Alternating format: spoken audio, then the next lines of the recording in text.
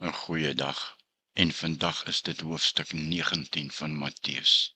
Kom ons hoor vandag wat Jesus vir ons in Matteus 19 oor egskeiding, kindertjies en die ryk jongman vertel. Wat hy vir ons sê en wat hy vir ons leer tot ons eie voordeel. In die eerste gedeelte is dan die egskeiding. Vers 1, nadat Jesus klaar gepraat het, het hy uit Galilea vertrek en in die gebied van Judea, ander kant die Jordaan gekom. Groot menigtes het agter hom aangegaan en het hulle daar gesond gemaak. Daar was fariseërs wat hom op die proef wou stel en hulle kom toe by hom met hierdie vraag: mag 'n man sommer oor enige ding van sy vrou skei?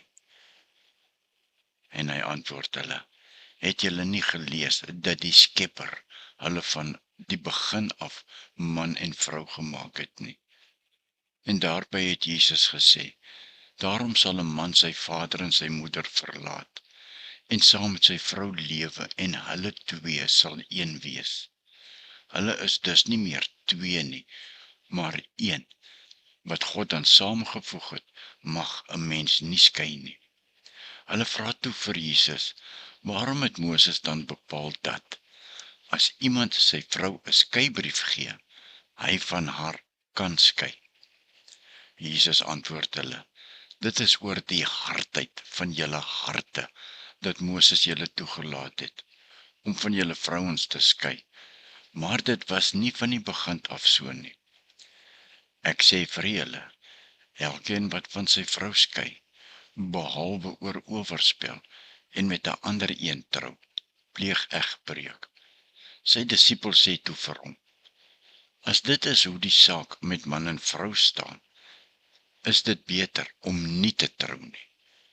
Maar Jesus sê vir hulle: wat julle nou sê, is nie vir almal moontlik nie, net vir die aan wie dit gegee is. Daar is mense wat nie kan trou nie, omdat hulle van geboorte af so is. Ander is deur mense so gemaak, en ander het self so gekies, ter wille van die koninkryk van die hemel. Wie dit kan doen, laat hy dit doen. Nou, dit is 'n mondvol gewees, né? Kom ons kyk net so 'n bietjie vlugtig daarna. Johannes is in die tronk gegooi en doodgemaak, as gevolg van die dinge wat hy in die openbaar oor egskeiding en die huwelik gesê het. En die fariseërs wou Jesus in dieselfde struik laat trap. Hulle wou dit doen deur hom in 'n teologiese meningsverskil te laat kant kies. Twee hoofgroepe het verskillende menings gehuldig oor egskeiding. Die een groep was ten gunste van egskeiding op grond van byna enige rede, en die ander groep het geglo dat 'n egskeiding slegs op grond van egbreuk toegestaan kan word. Die konflik berus op die verskillende maniere waarop elkeen van hulle Deuteronomium 24 vers 1 tot 4 uitgelê het. In sy antwoord het Jesus die klem egter nie op egskeiding nie, maar op die huwelik laat val. Hy het aangedui dat die huwelik volgens die skrif eintlik 'n onbreekbare band is. Jesus beklemtoon dat die huwelik 'n goddelike verbintenis is, en mense moet nie skei wat God saamgevoeg het nie, behalwe in gevalle van seksuele immoraliteit. Die disippels is verbaas oor die lering en stel voor dat dit beter is om nie te trou nie. Jesus noem eunuks wat so gebore is, deur ander so gemaak is of gekies het om 'n enkele lewe te lei ter wille van die koninkryk van die hemele. Hierdie lering beklemtoon dat sommige mense geroep word tot 'n lewe van enkellopenheid, terwyl ander geroep word tot die huwelik. In antieke tye was 'n eunuch 'n man wat gekastreer is, dikwels as 'n dienaar of 'n amptenaar in 'n koninklike hof gedien het. In Matteus 19 vers 12 noem Jesus eunuchs as mense wat nie kan trou of kinders kan hê nie, het sy deur geboorte, omstandighede of 'n keuse. En dan praat Jesus verder nou oor die kindertjies, vers 13. Die mense het kindertjies na hom toe gebring, dat hy hulle die hande moet oplê en vir hulle moet bid. Sy disippels het met hulle daaroor geraas, maar Jesus het gesê, laat staan die kindertjies en moet hulle nie verhinder om na my toe te kom nie, want die koninkryk van die hemel is juis vir mense soos hulle. Nadat hy hulle die hande opgelê het, het hy daarvandaan weggegaan. En toe kom hy 'n jong ryk man mos by Jesus, nee. Vers 16. Daar het iemand na Jesus toe gekom en gesê, meneer, watter goeie daad moet ek doen om die ewige lewe te verkry? Jesus het vir hom gesê, waarom vra jy my uit oor wat goed is? Daar is net een wat goed is, maar as jy die ewige lewe wil ingaan, onderhou die gebooie. Watter gebooie bedoel u?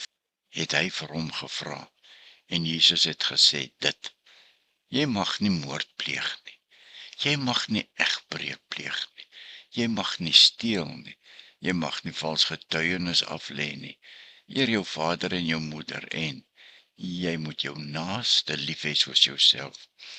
Vers 20, dit het ek alles nagekom, het die jongman gesê, in watter opsig skiet ek nog tekort? Jesus het hom geantwoord, as jy volmaak wil wees, gaan verkoop jou besittings, en gee die geld vir die armes, en jy sal 'n skat in die hemel hê. Kom dan terug en volg my. Toe die jongman dit hoor, het hy bedruk weggegaan, want hy het baie besittings gehad. Jesus het toe vir die disippels gesê, dit verseker ek julle, 'n ryk mens sal moeilik in die koninkryk van die hemel kom.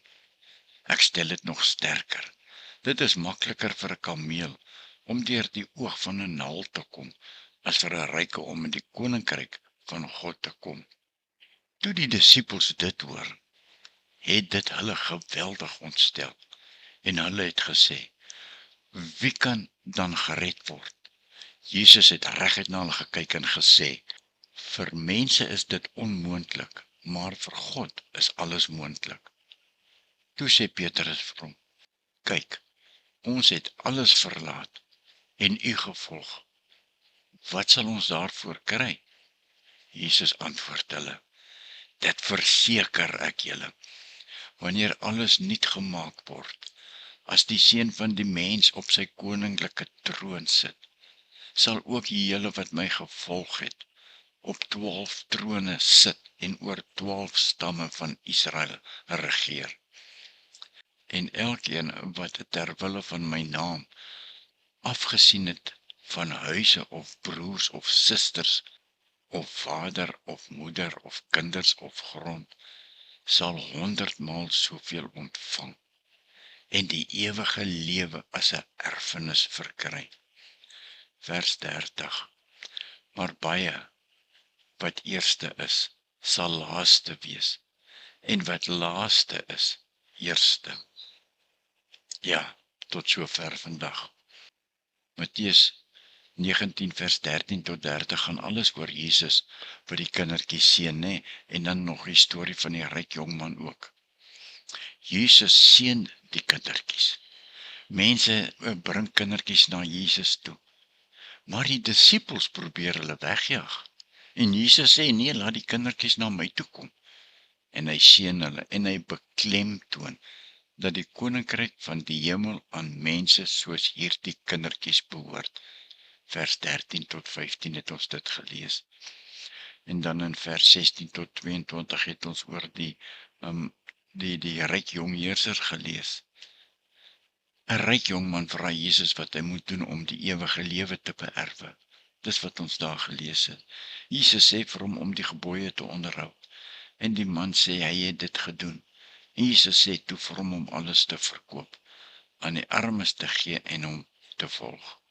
En sien daar, die jongman is gevang, want die jongman is super ryk en nie bereid om dit prys te gee nie.